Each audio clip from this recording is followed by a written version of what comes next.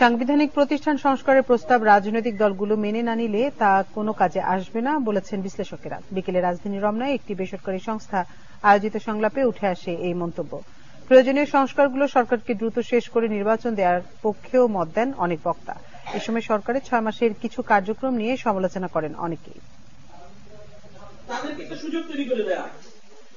গণতান্ত্রিক পুনর্গঠনের জন্য সংলাপ, এই শিরোনামে সিরিজে আলোচনার ধারাবাহিকতায় সাংবিধানিক প্রতিষ্ঠানের উপর মতবিনিময়ের আয়োজন করল বেসরকারি সংস্থা সেন্টার ফর গভর্নেন্স স্টাডিজ। এতে সাংবিধানিক প্রতিষ্ঠানগুলোর সংস্কার ও অন্তর্বর্তী সরকারের কার্যক্রম নিয়ে আলোচনার পাশাপাশি বেশ কিছু বিষয়ে সমালোচনাও করেন বক্তারা। তবে বেশিরভাগ বক্তাই একমত, সংস্কারের সুফল পেতে হলে যোগ্য ও নিরপেক্ষ ব্যক্তিদের নিয়োগ দিতে হবে।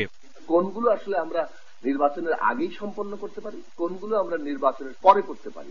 মৌলিক কাঠামোগত সংস্কার জনপ্রতিনিধি লাগবে। 5 বছরের জন্য একটা পার্লামেন্ট এমন ভাবে করতে পারি কিনা যেই পার্লামেন্টে আমরা একটা সমঝোতামূলক একটা জায়গায় যাব, যে প্রত্যেক স্টেক হোল্ডারদেরকে আমরা পার্লামেন্টে রাখবো। অন্তর্বর্তী সরকারের সংস্কার কার্যক্রমের এখতিয়ার ও আইনের শাসন নিয়ে প্রশ্ন তোলেন রাজনৈতিক দলের নেতারা। তবে বিশ্লেষকেরা বলছেন, সরকারকে এজন্য দলগুলোর সহযোগিতা প্রয়োজন। এই অন্তর্বর্তীকালীন সরকারের সকলকে নিয়ে পথ চলার যে বাধ্যবাধকতা, এই প্রশ্ন থেকে যারা যারা সরে যাবেন তাদেরকে মনে হবে তারা জনগণকে খাটো করে দেখছেন। সংস্কারের যদি ট্রু আর্জ মানুষের মধ্যে ঢোকে, তাহলে সেটা বিএনপিও ইগনোর করতে পারবে না। এবং বিএনপি মতো একটা দল যদি নাও চায় সে এটা করবে, কিন্তু তারপরে তাকে আসলে যদি ভোটের মাধ্যমে ক্ষমতায় থাকতে হয়, ক্ষমতায় যেতে হয়, তাকে এগুলো করতে হবে।